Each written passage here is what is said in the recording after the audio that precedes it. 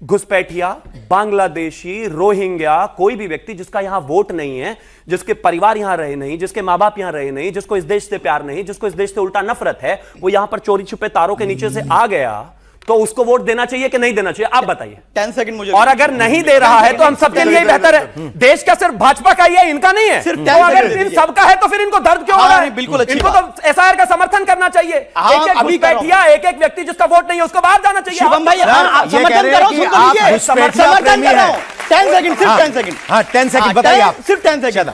घुसपैठिया का मैंने पहले ही कहा कि उसको वोट का अधिकार नहीं होना चाहिए, लेकिन जो सीमा आई थी ना, उसके पास पासपोर्ट है ना नागरिकता है, एसआईआर में उसका क्या करिएगा ये बता दीजिए। सीमा बाहर भेजेंगे, जवाब और सुनिए, घुसपैठिया घुसपैठिया करते हैं, क्या वो घुसपैठिया नहीं है जो बांग्लादेश की प्रधानमंत्री यहां दिल्ली में बिठा करके रखे? वो कौन है, कब भिजवाने वाले? दूसरी बात, 2014 तक सुन लीजिए सर, 10 सेकंड। अरे सर, वो डिप्लोमेट 2014 तक घुसपैठिया तो मत कहिए। और कौन है वो? और कौन है वो? कौन सा रिश्ता उसका?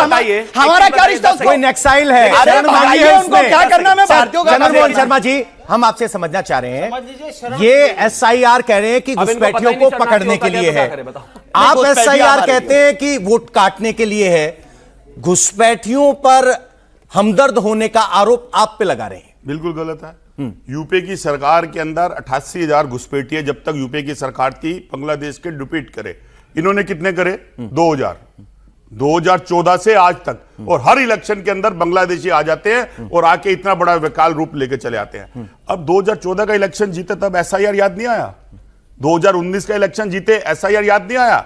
2024 में जब 240 के ऊपर इस देश की जनता ने अल्पमत में लाके खड़ा कर दिया तो एसआईआर याद आ गया आदरणीय प्रधानमंत्री को।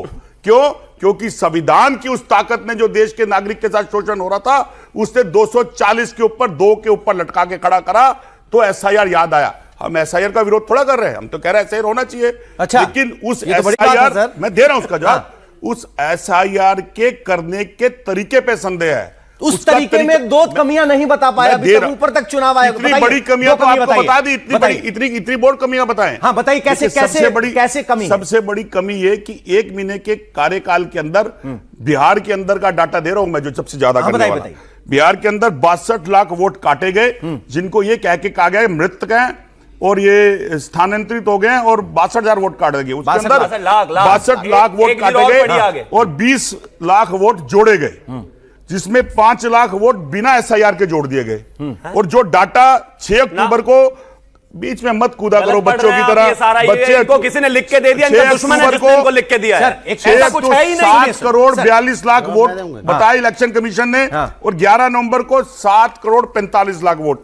इसका जवाब क्यों नहीं दिया गया आज तक? अच्छा, अब कैसे हो गई? जवाब पे आ जाइए सर। क्या इस डेटा को लेकर आप कोर्ट का दरवाजा खटखटाएंगे? क्योंकि जब एसआईआर की प्रक्रिया खत्म होती है उसके बाद नए वोटर एनरोल करने के लिए विंडो ओपन होती है, ठीक है? तो क्या आप ये डेटा लेकर कोर्ट जाएंगे? आप देश की ईमानदारी पे संदेह कर रहे हैं कि देश के अंदर चोर प्रधानमंत्री बैठा है, जो हम कहते थे आप सत्यता कर रहे हैं। चोर को पकड़ने के लिए हम कह रहे थे कि वो चोर है, आप सत्यता कर रहे हैं इस बात की। अगर देश के अंदर ईमानदार प्रधानमंत्री बैठा तो उसको इस बात का जवाब देना चाहिए, क्योंकि देश के लोकतंत्र के अंदर इलेक्शन कमीशन सरकारें चुनता है। और अगर इलेक्शन कमीशन के ऊपर संदेह हो रहा है तो देश के प्रधानमंत्री और सरकार पे संदेह करना पड़ेगा। क्यों हो रहा है, इसका जवाब सरकार को देना है, देश के प्रधानमंत्री पे संदेह होगा तो किसका दरवाजा खटखटाएंगे?